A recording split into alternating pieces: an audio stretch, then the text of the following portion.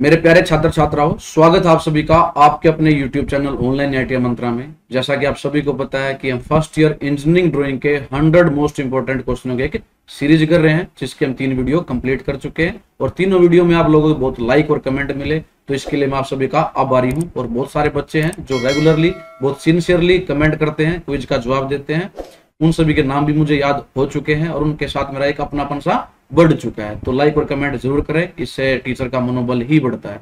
तो आज हमारा 4th वीडियो है, इसमें हम आज 80 क्वेश्चन कंप्लीट कर देंगे। इसके बाद हमारी एक वीडियो और बच जाएगी, तो ये सीरीज पूरी कंप्लीट हो जाएगी।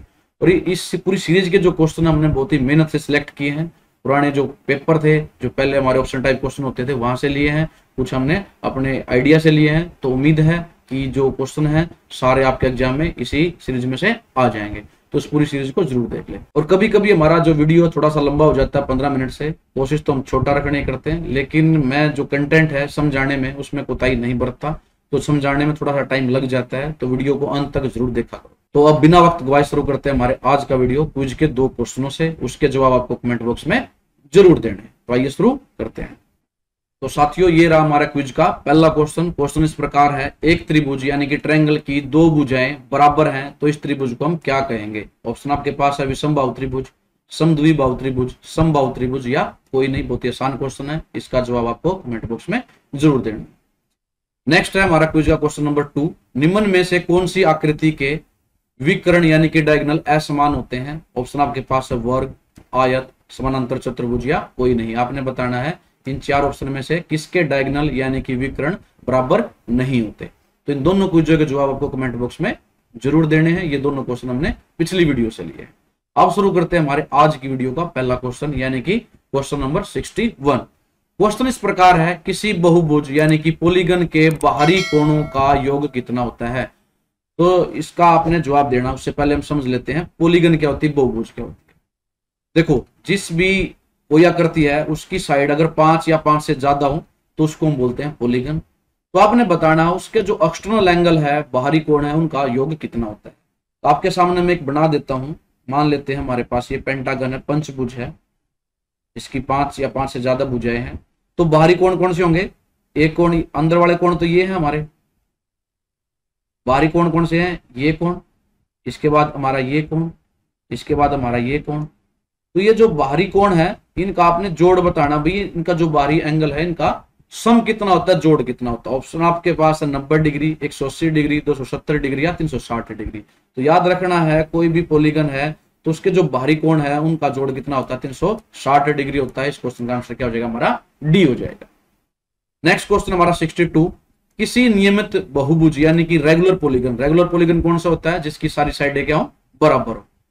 के आंतरिक कोणों यानी कि इंटरनल एंगल का योग ज्ञात करने का सूत्र क्या होता है? अगर आपको किसी भी रेगुलर पॉलीगन के अंदर वाले जो कोण है, ये जो कोण है टोटल, उनका जोड़ पता करना हो तो उसके लिए हम किस प्रकार के फार्मूले का प्रयोग करते हैं वो आपने बताना है। तो इसके लिए जो फार्मूला प्रयोग किया जाता है इन ऑप्शन में से याद रखना आपने, सी ऑप्शन है आंसर हमारा सी। फार्मूला इस प्रकार रहेगा 2n-4 इंटू 90 डिग्री। या अगर इसी क्वेश्चन में अगर 180 हो यहाँ पर, तो ये क्वेश्चन हमारा इस प्रकार से होता है ऑप्शन में n-2 इंटू 180 डिग्री। तो दोनों तरीके से किसी भी तरह से ऑप्शन हमारी हो सकती है, दोनों तरह से आपको याद होना चाहिए।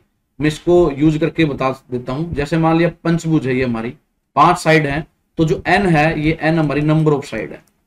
पंचभुज के निकालना है तो यहाँ n की जगह वैल्यू क्या पुट कर देंगे? हम 5 पुट कर देंगे। तो 5 दूनी 10, 10 में से 4 गए 6 और 6 को गुणा कर देंगे 90 से, तो क्या आ जाएगा? 540। तो जो हमारी पंचभुज होती है उसके अंदर वाले जो कोण का जोड़ कितना होता है? 540। तो इस प्रकार से हम किसी भी बहुभुज का निकाल सकते हैं अगर हमें नंबर ऑफ साइड क्या हो पता हो। तो n क्या हमारा नंबर ऑफ साइड्स हैं, तो यहाँ पर पुट करके हम वैल्यू निकाल सकते हैं, या इस फार्मूले से भी निकाल सकते हैं। दोनों एक ही फार्मूले हैं, कोई भी आपको ऑप्शन में दिया हो सकता है। नेक्स्ट क्वेश्चन हमारा 63। किसी बहुभुज यानी कि पॉलीगन के आंतरिक कोण इंटरनल एंगल व बाहरी कोण एक्सटर्नल एंगल का योग कितना होगा? ये भी आसान क्वेश्चन है। ऑप्शन आपके पास 90 डिग्री, 180 डिग्री, 270 डिग्री या 360 डिग्री। तो मैं कोई भी एक बना देता हूं बहुभुज। मान लिया ये हेक्सागन मैंने बना दी जिसकी 6 साइडें होती हैं। तो इसमें पूछा गया, मान लिया यहाँ पर ये क्या है? हमारा एक्सटर्नल एंगल है और ये जो है इंटरनल एंगल है। तो ये पूछा गया इन दोनों जो कोण है इनका जोड़ है वो कितना होगा। तो आप देख सकते हो ये क्या हमारी एक स्ट्रेट लाइन है, तो स्ट्रेट लाइन के ऊपर ये दोनों कोण बने हुए हैं, तो इन दोनों का जोड़ कितना हो जाएगा हमारा 180 डिग्री हो जाएगा। यही हमारे क्वेश्चन का आंसर है। तो इस क्वेश्चन का आंसर क्या हो जाएगा हमारा बी हो जाएगा। तो उम्मीद है आप लोगों को ये क्वेश्चन सभी समझ में आ रहे होंगे। अगर आप लोगों को क्वेश्चन समझ में आ रहे तो वीडियो को अभी लाइक कर दें। नेक्स्ट क्वेश्चन पे चलते हैं हमारे 64 पे। समषटभुज यानी कि रेगुलर हेक्सागन का आंतरिक कोण इंटरनल एंगल कितना होता है। आपने बताना है जो समषटभुज होती है यानी कि हेक्सागन जिसकी सारी साइडें क्या हो बराबर हो, ये 6 साइड है, 1 2 3 4 5 6 साइडें हैं। आपने बताना है इसका जो ये प्रत्येक कोण है ये कितने डिग्री का होता है। ऑप्शन आपके पास 108 डिग्री, 120 डिग्री, 135 डिग्री या 150 डिग्री। तो भी हमने पीछे एक क्वेश्चन किया था जिसमें फार्मूला बताया गया था। ये फार्मूला था हमारा किसी भी रेगुलर पॉलीगन के इंटरनल एंगलों का जोड़ निकालने के लिए। एन था हमारे नंबर ऑफ साइड, तो यहाँ पर नंबर ऑफ साइड कितनी 6 है क्योंकि ये समषटभुज है, यानी कि यहाँ पुट करेंगे हम एन की जगह 6, तो 2 गुणा 6 माइनस 4 गुणा में 90 हो जाएगा। 6 दूनी 12, 12 में से 4 गए 8, 8 गुणा 90 कितना हो जाएगा हमारा 720 डिग्री। तो जो हेक्सागन है इसके सभी कोणों का जोड़ तो कितना हो जाएगा 720 डिग्री, लेकिन हमें एक कोण की वैल्यू चाहिए। तो इस 720 डिग्री को हम जो नंबर ऑफ साइड है कितनी है हमारी 6 है उससे भाग कर दे, 6 से भाग कर दूं तो कितना आ जाएगा, इसको काटोगे तो कितना आ जाएगा 120 डिग्री, और यही हमारे सभी कोणों की वैल्यू हो जाएगी। तो ये प्रत्येक कोण कितने डिग्री का होगा हमारा 120 डिग्री का होगा। तो इस क्वेश्चन के लिए आंसर क्या हो जाएगा हमारा बी हो जाएगा 120 डिग्री का। तो इस प्रकार से भी आप क्वेश्चन आपको मिल सकता है, किसी भी रेगुलर पॉलीगन आपको दे देंगे और कोई भी इंटरनल एंगल पूछ लेंगे तो इस फार्मूले से आप पैसे निकाल सकते हो। नेक्स्ट क्वेश्चन हमारा 65, पंचभुज यानी कि पेंटागन का बाहरी कोण कितना होता है। अब आपने बाहरी कोण बताना है, क्वेश्चन निकालना उसी प्रकार से। ये हमारी पेंटागन है जिसकी हमारी 5 साइडें होती है, 1 2 3 4 5। तो आपने ये बताना जो इसका बाहरी कोण होता है ये इसकी वैल्यू कितनी होगी। तो इसके लिए सबसे पहले क्या करेंगे इंटरनल एंगल निकालेंगे। उसके लिए फार्मूला वही यूज करेंगे 2n-4 इंटू 90 डिग्री। एन की वैल्यू कितनी है, पंचभुज है तो 5 आ जाएगा -4 गुणा में 90 डिग्री। 5 दूनी 10, 10 में से 4 गए 6, 6 गुणा 90 तो कितना हो जाएगा 9 6 54, 40 डिग्री। तो इनका सबका जोड़ हो गया। हमें चाहिए एक एंगल की वैल्यू, तो क्या करेंगे 5 से डिवाइड भी कर देंगे। 5 से डिवाइड करने के बाद क्या आ जाएगा 5 एकम 5 ना जाने के 0, 5 8 40। तो जो इंटरनल एंगल है उसकी वैल्यू तो क्या आ गई हमारी 108 डिग्री। हमें तो चाहिए बाहरी कोण, क्या पूछा गया हमें एक्सटर्नल एंगल पूछा गया बाहरी कोण। अब हमें पता है अगर इसको मैं ए लिख दूं, हमें पता है जो ए प्लस में 108 डिग्री किसके बराबर होता है 180 डिग्री। अभी हमने पिछले क्वेश्चन में किया था, हमारा जो रेगुलर पॉलीगन होती है उसके इंटरनल एंगल और एक्सटर्नल एंगल दोनों का जोड़ कितना होता है 180 डिग्री। तो हमें इंटरनल पता लग चुका है 108 डिग्री, तो अगर 180 में से 108 डिग्री घटा दें तो क्या आ जाएगा हमारा एक्सटर्नल एंगल आ जाएगा। तो घटाओगे तो की वैल्यू कितनी आएगी हमारी 72 डिग्री आ जाएगी। यही कुछ क्वेश्चन का आंसर है। तो ऑप्शन में देख लेते हैं कहां पर है, ये है सी ऑप्शन में 72 डिग्री। तो इस क्वेश्चन का आंसर क्या हो जाएगा हमारा सी हो जाएगा। तो ये क्वेश्चन में ऐसे करना था। तो ये भी कोई भी पॉलीगन पूछी जा सकती है, सभी का निकालने का तरीका यही रहेगा। नेक्स्ट क्वेश्चन हमारा 66, यदि एक आयत यानी कि रेक्टेंगल के कोण को 90 डिग्री से कम या ज्यादा कर दे तो जो आकृति बनेगी उसे हम क्या कहेंगे। ये हमारे पास है रेक्टेंगल, ये जो कोण होते हैं हमारे क्या होते हैं 90 डिग्री के होते हैं। अगर 90 डिग्री से कम या ज्यादा कर दे, देखो मैं कम करके दिखाता हूं। एक क्वेश्चन हमने पिछले वीडियो में किया भी था, उसमें वर्ग पूछा गया था। अगर वर्ग के हम कम ज्यादा कर देते हैं एंगल क्या बनती थी रोम्बस बनती है। तो यहाँ आयत है तो इसके हमने कम ज्यादा कर दिए तो इस प्रकार की आकृति बन जाएगी। क्योंकि ये जो कोण है 90 डिग्री का हमारा यहाँ होता है तो 90 डिग्री से कम है, तो ऐसे कर देंगे तो क्या बन जाएगा उसका आपने नाम बताना है। तो इस आकृति को आप सभी को पता क्या बोलते हैं, हम पैरेललोग्राम बोलते हैं। तो यही इस क्वेश्चन का आंसर है। ऑप्शन में देख लेते हैं कहां पर है, ये हमारा सी आंसर समांतर चतुर्भुज यानी कि पैरेललोग्राम। तो इस क्वेश्चन का आंसर क्या हो जाएगा हमारा सी हो जाएगा। अगर हम रेक्टेंगल के जो कोण होते हैं 90 डिग्री से कम या ज्यादा कर दे तो आकृति क्या बनेगी हमारी पैरेललोग्राम बनेगी। नेक्स्ट क्वेश्चन है 67, ये डायमेंशन किसी पार्ट की लंबाई चौड़ाई और मोटाई को दर्शाते हैं। ऑप्शन आपके पास साइज डायमेंशन, लोकेशन डायमेंशन या फंक्शनल डायमेंशन या नॉन फंक्शनल डायमेंशन, 4 ऑप्शन है। आपने बताना इनमें से कौन सी डायमेंशन किसी पार्ट की लंबाई और चौड़ाई और मोटाई को बताएगी, यानी कि उसकी साइज को बताएगी। अगर वो डायमेंशन साइज को बताएगी तो उसको हम क्या बोलेंगे साइज डायमेंशन। ऑप्शन में देख लेते हैं, ये रहा ए, यही हमारा क्या हो जाएगा आंसर हो जाएगा साइज डायमेंशन। अगर कोई डायमेंशन किसी भी पार्ट की पोजीशन बताएं, क्या बताएं पोजीशन बताए या स्थिति बताए तो उसको हम बोलेंगे लोकेशन डायमेंशन। ये भी आपने याद रखना, क्वेश्चन ऐसे ही पूछा जा सकता है कि कोई डायमेंशन किसी पार्ट की पोजीशन बताती है, स्थिति बताती है, उसको क्या कहेंगे, लोकेशन डायमेंशन। लेकिन अगर वो लंबाई चौड़ाई मोटाई बताए तो उसको क्या कहेंगे, साइज डायमेंशन। ये इस क्वेश्चन का आंसर था। नेक्स्ट क्वेश्चन है 68। डायमेंशन लाइन एक बारीक लाइन होती है जो कि हमेशा ऑब्जेक्ट लाइन के खालिस्तान खींची जाती है। ऑप्शन आपके पास है वर्टिकल, इंक्लाइंड या पैरेलल, या कोई भी इनमें से हो सकती है। तो समझते हैं, ये मान लिया कोई पार्ट है, तो ये क्या होगी हमारी ऑब्जेक्ट लाइन, ये इधर भी ऑब्जेक्ट लाइन, ये चारों हमारी क्या है, ऑब्जेक्ट लाइन है। तो अगर डायमेंशन लाइन खींचेंगे तो ऐसे खींची जाती है हमारी, यहाँ पर डायमेंशन हम लिखते हैं, मान लिया इसकी डायमेंशन 40 है, तो ऑब्जेक्ट लाइन ये है, ये डायमेंशन लाइन, ये एक दूसरे के क्या है, पैरेलल है। क्या है ये, पैरेलल है। तो ये एक पतली लाइन होती है, बारीक लाइन होती है, जो हमेशा क्या करते हैं, हम ऑब्जेक्ट लाइन के पैरेलल खींचते, समानांतर खींचते। तो इस क्वेश्चन का आंसर क्या होगा हमारा, सी हो जाएगा। नेक्स्ट है 69। डायमेंशन लाइन में एरो हेड की चौड़ाई व लंबाई का अनुपात कितना होता है। देखो डायमेंशन लाइन जब खींचते हैं हम, दोनों साइड क्या बनाते हैं, ऐसे एरो बनाते हैं।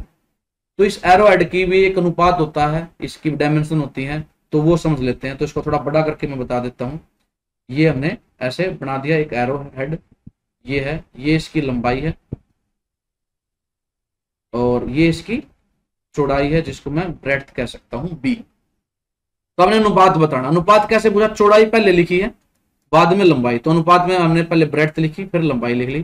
तो जो ये अनुपात होता है वो 1:3 होता है, अपने याद रखना है। जो लंबाई होती है वो चौड़ाई की हमेशा 3 गुना होती है, जो लंबाई है वो चौड़ाई की क्या होती है, 3 गुना होती है, आपने याद रखना। तो अनुपात क्या हो जाएगा, 1:3 हो जाएगा। तो आंसर क्या हो जाएगा हमारा, ए, 1:3 इस क्वेश्चन के लिए। बहुत इंपॉर्टेंट क्वेश्चन है, बहुत बार पूछा जाता है। हाँ, इस क्वेश्चन को ऐसे ही पूछ सकता था वो, एरो हेड की पहले लंबाई लिख देता यहाँ पर और फिर वह चौड़ाई, यानी लंबाई पहले आई चौड़ाई बाद में, तो अनुपात भी उल्टा हो जाएगा, 3:1 हो जाएगा, जो कि ऑप्शन डी में है। तो इस क्वेश्चन में ध्यान रखना कि पहले चौड़ाई पूछी गई है या लंबाई पूछी गई, उसी के अनुसार इस क्वेश्चन को आपने करना है। नेक्स्ट क्वेश्चन हमारा 70। निम्न में से कौन सी लाइन का प्रयोग विवरण देने के लिए किया जाता है। ऑप्शन आपके पास है extension line, dimension line, leader line या कोई भी। तो देखो जैसे ये कोई पार्ट है, ये अंदर होल है, अंदर डायमेंशन लिखने की जगह नहीं है, तो इसको हम ऐसे बाहर लेके जाते हैं। तो ये लाइन हमारा विवरण देती है कि इसकी डायमेंशन, रेडियस इसका 30 है, 40 है, 10 है, जो भी है वो लिखते हैं। तो इस लाइन को हम क्या बोलते हैं, लीडर लाइन बोलते हैं। क्या बोलते हैं, लीडर लाइन बोलते हैं। इस क्वेश्चन का आंसर क्या हो जाएगा, सी हो जाएगा। याद रखना है, ये हमें किसी भी पार्ट का विवरण देती है, विवरण देने के लिए इसका प्रयोग किया जाता है। नेक्स्ट क्वेश्चन है 71। विमांकन यानी कि डायमेंशनिंग में कौन सी विधि डायमेंशन को एक के बाद एक सीध में लिखते हैं और बाद में ओवरऑल डायमेंशन भी लिखी जाती है। ऑप्शन आपके पास है पैरेलल डायमेंशनिंग में, चेन डायमेंशनिंग में, कंबाइंड डायमेंशनिंग में या प्रोग्रेसिव डायमेंशनिंग में। तो याद रखना है, अगर ये कोई पार्ट है आपका इस प्रकार से, तो चेन डायमेंशन में हम कैसे करते हैं, एक दूसरे के ऐसे सीध में लिखते हैं डायमेंशन, एक दूसरे चेन में बंधी हुई है, यहां लिखेंगे 30, 20, 30 जो भी डायमेंशन होगी, उसके बाद फिर ओवरऑल भी लिखते हैं, इसमें लिखते हैं चेन डायमेंशनिंग में। याद रखना है बी, इस क्वेश्चन का आंसर हो जाएगा। नेक्स्ट क्वेश्चन है डायमेंशनिंग की कौन सी विधि को डेटम डायमेंशनिंग भी कहते हैं। ऑप्शन वही है आपके पास, parallel dimensioning, chain dimensioning, combined dimensioning या प्रोग्रेसिव। तो इसमें जो हमारा क्वेश्चन का आंसर है वो है हमारा पैरेलल डायमेंशनिंग। पैरेलल डायमेंशनिंग को हम डेटम डायमेंशनिंग भी कहते हैं। तो ए पे हम टिक करेंगे, समझ लेते हैं क्यों कहते हैं। देखो मान लिया हमारा कोई एक पुर्जा है ऐसे, तो पैरेलल डायमेंशनिंग में हम क्या करते हैं, ऐसे यहां तक ये पैरेलल, फिर उसके बाद यहीं से डायमेंशन नेक्स्ट चलेगी और फिर जो नेक्स्ट डायमेंशन लास्ट तक वो ऐसे चलेगी, यानी एक दूसरे के क्या है, ये पैरेलल है, लेकिन सभी एक जगह से शुरू होती है, डेटम से। इसको बोलते हैं डेटम लाइन, एक डेटम से शुरू होती है, इसलिए जो पैरेलल डायमेंशनिंग होती है उसको हम डेटम डायमेंशनिंग भी कहते हैं। ये आपने याद रखना। Next question 73। डायमेंशनिंग में रेडियस लिखने की सही विधि कौन सी होती है। जैसे मान लिया किसी पार्ट की जो रेडियस है वो कितना 40 mm है, तो आप कैसे लिखोगे। ऑप्शन आपके पास है 40R, 40 कैपिटल R, या R बराबर है 40 या R40। तो अगर आपके पास ऐसे कोई सर्कल है जिसका रेडियस कितना है 40 mm है, तो आप ऐसे लिखोगे R40। तो ये राइट तरीका है डायमेंशनिंग करने का। तो इस क्वेश्चन का आंसर क्या हो जाएगा हमारा, डी हो जाएगा। आपने याद रखना है ये भी। नेक्स्ट क्वेश्चन है डायमेंशनिंग में वृत्त यानी कि सर्कल के व्यास डायमीटर को दर्शाने की सही विधि क्या है। अभी आपने रेडियस की देखी है, रेडियस कैसे लिखते हैं, जैसे R40 लिखा था ऐसे लिखेंगे। लेकिन अगर आप लोगों को दर्शाना हो ये पूरा डायमीटर, ये क्या होता है डायमीटर, तो इसको कैसे दिखाएंगे। तो इसको दिखाने का तरीका होता है, पहले फाई लिखते हैं, इसको हम सिंबल को फाई बोलते हैं, और मान लिया इसका डायमीटर कितना सर्कल का 50 है, तो ऐसे 550 लिखेंगे। ऑप्शन में देख लेते हैं, ये रहा हमारा 550। तो इस क्वेश्चन का आंसर क्या हो जाएगा, बी हो जाएगा। तो आप दोनों याद रखना, रेडियस लिखते हैं हम ऐसे R40 करके, और अगर डायमीटर लेना हो तो फाई करके उसकी वैल्यू लिखते हैं, जो भी उसकी डायमीटर की वैल्यू होती है। तो दोनों क्वेश्चन इंपॉर्टेंट है। नेक्स्ट है हमारा क्वेश्चन नंबर 75, डायमेंशनिंग में 518 इंटू 40 का क्या अर्थ है? अगर डायमेंशनिंग में ऐसे लिखा हो तो इसका अर्थ क्या है? देखो अभी अभी आपको बता, 5 का मतलब क्या होता है? डायमीटर। तो ये तो डायमीटर दिया गया 518, यानी कि कोई भी चीज है जिसका डायमीटर है, व्यास है, वो कितना है? 18 mm है, और जो गुणा 40 लिखा है इसका मतलब होता है गहराई, और उसकी गहराई कितनी है? 40 mm। तो ऑप्शन में देख लेते हैं ये कहां पर है। 18 मिलीमीटर रेडियस के सुराख, नहीं रेडियस तो है ही नहीं, ये व्यास है, तो ये ऑप्शन तो नहीं होगी। 18 मिलीमीटर व्यास सुराख की गहराई 40 मिलीमीटर है, यही हमारा आंसर हो जाएगा बी। 18 मिलीमीटर व्यास का सुराग है और उसकी गहराई कितनी है? 40 mm। तो इस लाइन का ये मतलब होगा, ये भी आपने याद रखना है। नेक्स्ट है 76, एरो हेड की लंबाई कितनी होगी? मोटाई की 2 गुनी, मोटाई की 4 गुना, मोटाई के बराबर या मोटाई के 3 गुना। अभी अभी हमने क्वेश्चन ऐसे किया था। हमारा जो एरो हेड आता है ये इसकी लंबाई है और ये इसकी चौड़ाई है, तो आपने बताना जो लेंथ है वो ब्रेड्थ के कितना गुना होती है। तो पिछले क्वेश्चन में हमने किया था कितनी होती है? 3 गुना होती है। तो आंसर हमारा क्या हो जाएगा? डी हो जाएगा, मोटाई के 3 गुना। तो ये क्वेश्चन कैसे भी पूछा जा सकता है, एरो हेड वाला क्वेश्चन भी इंपॉर्टेंट। नेक्स्ट हमारा 77 क्वेश्चन, ऑर्थोग्राफिक प्रोजेक्शन निम्न प्रकार का व्यू होता है। ऑप्शन आपके पास है 1 dimensional view, 2 dimensional view, 3 dimensional view या 4 डायमेंशनल व्यू। तो जो ऑर्थोग्राफिक प्रोजेक्शन है उसमें हम 2 डायमेंशन एक साथ लेते हैं। कितने डायमेंशन लेते हैं? 2 डायमेंशन। या तो लंबाई और चौड़ाई एक साथ लेंगे, या चौड़ाई और ऊंचाई एक साथ लेंगे, या ऊंचाई और लंबाई एक साथ लेंगे। यानी एक टाइम में सिर्फ केवल 2 डायमेंशन लेते हैं ऑर्थोग्राफिक प्रोजेक्शन में। तो ये क्या है? हमारा 2 डायमेंशनल व्यू होता है। तो इस क्वेश्चन का आंसर क्या हो जाएगा? हमारा बी हो जाएगा। नेक्स्ट क्वेश्चन है 78, ऑर्थोग्राफिक प्रोजेक्शन निम्न में से कौन से सिस्टम में बनाए जाते हैं? ये आपने बताना है। ऑप्शन आपके पास है फर्स्ट एंगल प्रोजेक्शन में, सेकंड एंगल प्रोजेक्शन में, थर्ड एंगल प्रोजेक्शन में, या ए व बी दोनों। तो जो ऑर्थोग्राफिक प्रोजेक्शन है वो हमारे इस फर्स्ट एंगल प्रोजेक्शन और थर्ड एंगल प्रोजेक्शन दोनों में बनाए जाते हैं। तो इस क्वेश्चन का आंसर हो जाएगा ए व सी दोनों। तो हम किस पे टिक करेंगे? डी पे टिक करेंगे। तो ऑर्थोग्राफिक प्रोजेक्शन हमारे दोनों सिस्टम में बनाए जाते हैं, फर्स्ट एंगल प्रोजेक्शन में भी और थर्ड एंगल प्रोजेक्शन। नेक्स्ट है हमारा 79, फर्स्ट एंगल प्रोजेक्शन में वस्तु यानी कि ऑब्जेक्ट को कौन से क्वाड्रेंट में रखा जाता है? First quadrant, second quadrant, third quadrant या फोर्थ क्वाड्रेंट। देखो हमारे पास 4 क्वाड्रेंट होते हैं। ये हमारा फर्स्ट क्वाड्रेंट है, ये सेकंड क्वाड्रेंट है, ये थर्ड क्वाड्रेंट है और ये हमारा फोर्थ क्वाड्रेंट है। तो पूछा गया फर्स्ट एंगल प्रोजेक्शन। अभी हमने समझा था ना ऑर्थोग्राफिक प्रोजेक्शन में 2 सिस्टम होते हैं। तो फर्स्ट एंगल प्रोजेक्शन में जो ऑब्जेक्ट है, वस्तु है, वो कहां रखी जाती है? सिंपली याद रखना, अगर फर्स्ट एंगल प्रोजेक्शन है तो जो वस्तु है वो भी कहां रखी जाएगी? पहले क्वाड्रेंट में रखी जाएगी, फर्स्ट क्वाड्रेंट में रखी जाएगी। तो इस क्वेश्चन का आंसर क्या हो जाएगा? पहला क्वाड्रेंट यानी कि फर्स्ट क्वाड्रेंट ए पे हम टिक करेंगे। अब चलते हैं आज की वीडियो के लास्ट क्वेश्चन पे, 80 नंबर पे। फर्स्ट एंगल प्रोजेक्शन में वस्तु यानी कि ऑब्जेक्ट की स्थिति क्या है? ऑप्शन आपके पास एचपी के ऊपर, वीपी के पीछे, एचपी के नीचे, वीपी के सामने। सी ऑप्शन है एचपी के ऊपर, वीपी के सामने, या डी ऑप्शन है एचपी के नीचे, वीपी के पीछे।